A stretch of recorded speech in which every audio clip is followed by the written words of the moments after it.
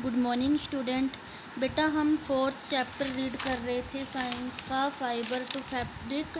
उसी को हम कंटिन्यू करेंगे। नेक्स्ट टॉपिक है हमारा ज्यूट।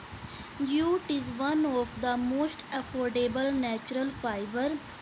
ज्यूट जो फाइबर है ज्यूट प्लांट से मिलता है, एक अफोर्डेबल नेचुरल फाइबर है and it's second only to cotton in the quantity produce. मतलब कॉटन के बाद ये सेकंड नंबर पर है जो बहुत ज़्यादा क्वांटिटी में प्रोड्यूस किया जाता है, और इसको एज ए वेजिटेबल फाइबर भी बहुत ज़्यादा हम यूज करते हैं।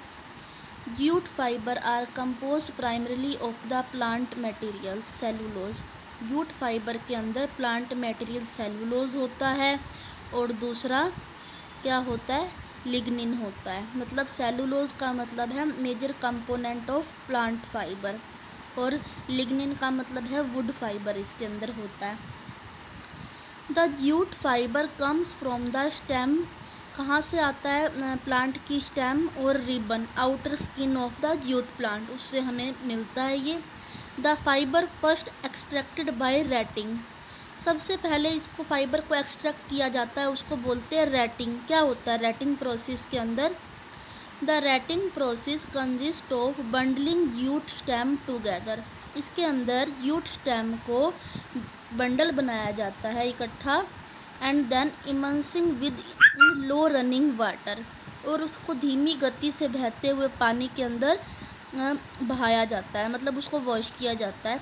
आफ्टर द रैटिंग प्रोसेस के बाद स्ट्रिपिंग बिगिन, उसकी स्ट्रिपिंग शुरू होती है। Women and children usually do this job. ये काम कौन करते हैं? मोस्टली वुमेन और चिल्ड्रन करते हैं। इन द स्ट्रिपिंग प्रोसेस के अंदर क्या होता है, जो नॉन फाइब्रस मैटर है इज स्क्रैप्ड ऑफ, उसको अलग कर दिया जाता है। Then the workers dig in and grab the fibre within the jute stem, और जो फाइबर है उसको ज्यूट स्टेम से ग्रैब कर लिया जाता है। India produce 58% of the world jute. पूरे वर्ल्ड में जितना भी ज्यूट का उत्पादन होता है, हमारा इंडिया उसमें फर्स्ट नंबर पर है। 58% पूरे वर्ल्ड का जो है वो ज्यूट उत्पादन करता है। इंडिया के बाद जो सेकंड नंबर पर है बांग्लादेश, जो कि पूरे वर्ल्ड का 33% ज्यूट का उत्पादन करता है। ये देखिए, ये ज्यूट का प्लांट है, ये ज्यूट का फाइबर है। क्या क्या बनता है ज्यूट से, ये सभी बनता है। आप इसको यूज भी करते हैं घरों में। इसके बाद है hemp. Hemp fibre are obtained from the stem of hemp. Hemp plant के स्टेम से तने से हेम्प फाइबर मिलता है। Hemp plant grow best in loamy soil का टाइप है लोमी सॉइल के अंदर जो हेम्प प्लांट है वो अच्छी तरह से ग्रो करते हैं। Hemp fibre are use in the production of ropes, रस्सी जो होती है, कारपेट, नेट्स एंड पेपर, ये सभी बनाने के लिए हेम्प फाइबर का यूज किया जाता है। Flax fibres obtained from the stem of the flax plant. Flax plant की स्टेम से जो फाइबर मिलता है उसको फ्लैक्स फाइबर कहते हैं। Are woven to make fabric, और जो कपड़ा इससे, जो फैब्रिक इससे बुना जाता है उसको कहते हैं लिनन। मतलब लिनन का जो कपड़ा होता है, फैब्रिक होता है, वो फ्लैक्स प्लांट से मिलता है। Flax fibre are also use in production of rope, तो ये रोप की प्रोडक्शन में यूज होता है, और हाई क्वालिटी का पेपर बनाने के लिए इसका यूज होता है। एनिमल्स फाइबर, अब हम एनिमल्स फाइबर देखेंगे। अभी तक हमने प्लांट फाइबर का पढ़ा था। Wool is the fibre that comes from the coat of sheep. जो वूल है वो किससे मिलती है? शिप से मिलती है हमें। शिप के कोट मतलब शिप के बालों से।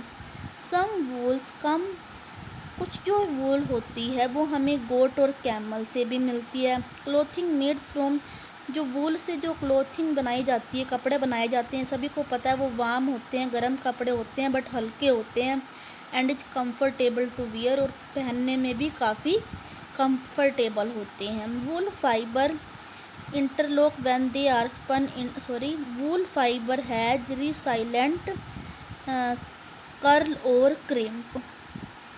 मतलब वूल फाइबर के अंदर क्रिम्प या कर्ल होते हैं, so that it keep it shape, ताकि इस वजह से ये अपनी शेप में रहते हैं। Each wool fibre has scale, so the fibre interlock when they spun into yarn. Quality होती है वूल फाइबर की स्केलिंग की, जिसकी वजह से ये इंटरलॉक हो जाते हैं और इसको स्पन कर लिया जाता है, काटा जाता है रेशो के रूप में। Most wool come from ship, mostly जो वूल्स है वो शिप से मिलती है। विच कैन लीव, जो शिप्स है वो वर्ल्ड के सभी पार्ट में मिलते हैं। Marine ship has the finest and largest amount of wool. एक जो मैरीन की भी जो शिप्स है उनकी भी काफ़ी सारी स्पीसीज होती हैं, प्रजातियां होती है। जो मैरीन शिप है उससे सबसे अच्छी क्वालिटी की और सबसे ज़्यादा क्वांटिटी में वूल मिलती है। From goats we get angora, angora प्रजाति की जो गोट है, मोहेर और कश्मीरी वूल उनसे हमें मिलती है। इसके बाद देखिए प्रोसेसिंग, क्या प्रोसेसिंग होती है वूल के लिए। The raw wool is wash to remove dirt, जो इनके बाल हैं उनको हटाया जाता है, मतलब वूल को हटाया जाता है, फिर उनको वॉश किया जाता है ताकि डर्ट निकल जाए। देन स्क्वीज बिटवीन रोलर्स, फिर उसको रोलर में से घुमाया जाता है उसके अंदर से एक्स्ट्रा वाटर निकालने के लिए। नेक्स्ट वूल इज डाइड, उसके बाद वूल को डाई किया जाता है अलग अलग कलर में, जो भी हमें रिक्वायरमेंट हो। The coloured wool is separated into loose rope, जो कलर्ड की हुई वूल है उसको अलग लूज रोप के अंदर अलग अलग किया जाता है, जिसको हम कहते हैं slivers. By passing it between wire tooth roller, जिसको कैसे अलग करते हैं, रोलर के अंदर घुमा के। Number of slivers are rolled into thin rope, जो अलग अलग फिर स्लीवर्स होंगे उनको रोल किया जाता है एक पतली पतली रोप्स के अंदर, जिसको हम रोविंग कहते हैं। Which is use to spin yarn, अब इसको हम स्पिन करते हैं धागा बनाने के लिए। यार्न मेक वुलन क्लॉथ, और फिर जो यार्न होता है उससे वुलन क्लॉथ बनते हैं, ब्लैंकेट और कारपेट बनते हैं हमारे लिए। ये कुछ एनिमल्स की पिक्चर दिखा रखी है, शिप्स की, गोट की, कश्मीरी गोट, जिससे हमें वूल मिलती है, और ये वूल प्रोसेसिंग का प्लांट दिखाया हुआ है। इसके बाद है silk. Silk is a natural protein fibre, silk एक नेचुरल फाइबर है। Some forms of which can be wove into textile, जिससे इसको टेक्सटाइल में यूज होता है। It is obtained from protective covering, silk हमें किससे मिलता है, protective covering called cocoon made by silk worm. जो सिल्क वोम होता है, रेशम का कीड़ा होता है, अपने चारों तरफ एक कवरिंग बना लेता है जिसको कोकोन बोलते हैं, उससे हमें सिल्क मिलता है। The process of growing silk worm on mulberry tips and obtaining silk from them is called sericulture. जो सिल्क वोम है वो कहाँ रहते हैं, रेशम के कीड़े इसको खाते हैं, मलबरीज लीव्स को खाते हैं, मलबरी के जो पेड़ के पत्ते होते हैं उनको खाते हैं, और उससे एंड ऑब्टेनिंग सिल्क वोम, मतलब जो सिल्क वोम को जो पालने की प्रोसेस है और उनसे सिल्क प्राप्त करने की प्रोसेस है उसको सेरिकल्चर बोलते हैं। Silk are also produce by several other insect, silk दूसरे इंसेक्ट से भी हमें मिलता है, लेकिन जो फीमेल जो सिल्क रेशम का कीड़ा होता है उसका जो सिल्क होता है वो बेस्ट क्वालिटी का होता है, जो टेक्सटाइल मैन्युफैक्चरिंग में यूज होता है। Silk is a very widely use fibre in India and other Asian country, silk जो है बहुत ज़्यादा यूज होता है इंडिया में और दूसरी एशियन कंट्री में, और काफ़ी अच्छी क्वालिटी का फैब्रिक भी माना जाता है। ये सिल्क वोम है। नेक्स्ट पेज बेटा, इससे पहले आइए MCQ दे रखे हैं और फिल इन द ब्लैंक्स दे रखे हैं, इसको आप खुद फिल करने की ट्राई करेंगे। History of clothing material, history है क्लोथिंग की। Early people did not have nice, जो पहले लोग होते थे आदि मानव के ज़माने में, उनके पास पहनने के लिए अच्छे कपड़े नहीं होते थे कि वो अपने आप को बारिश से या गर्मी से सर्दी से बचा सके, तो वो अपने शरीर के चारों तरफ घास और पत्ते वगैरह लपेटते थे। वो लगभग 30,000 साल पहले क्या होता था, जो एनिमल की स्किन होती थी वो उसको एज अ क्लॉथ यूज करते थे आदि मानव। और जो एनिमल्स का archaeologist have found simple needles made of animals bones, जो नीडल्स वगैरह होती थी, सुइयाँ होती थी, वो एनिमल्स की बोन से बनी होती थी, और उसको ही स्टिच करके वो अपने शरीर के चारों ओर लपेट लेते थे। तो हमें मतलब जो जानवरों से जो वूल मिलती है या और फर मैट वगैरह मिलता है, ये जो इसकी हिस्ट्री है वो काफ़ी पहले से देखी गई है। मतलब लगभग 6000 ईयर पहले से ये सब जो है वो एनिमल फाइबर जो है वो यूज होता था क्लॉथ बनाने के लिए।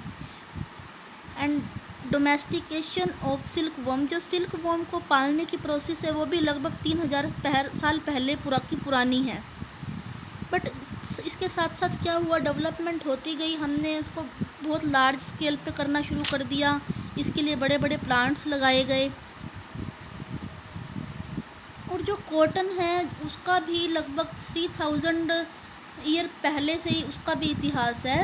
जो कॉटन के द क्लोथ्स वर स्टिच, जो कॉटन के कपड़े हैं उनको भी स्टिच किया जाता था और अपनी बॉडी के चारों ओर लपेटा जाता था, जैसे कि साड़ी, धोती, टर्बन। तो बेटा हमारा ये चैप्टर यहीं एंड हो जाता है। इसके आगे एक्सरसाइज है और जो वर्क है वो हम नेक्स्ट क्लास में करेंगे। Thank you and have a nice day.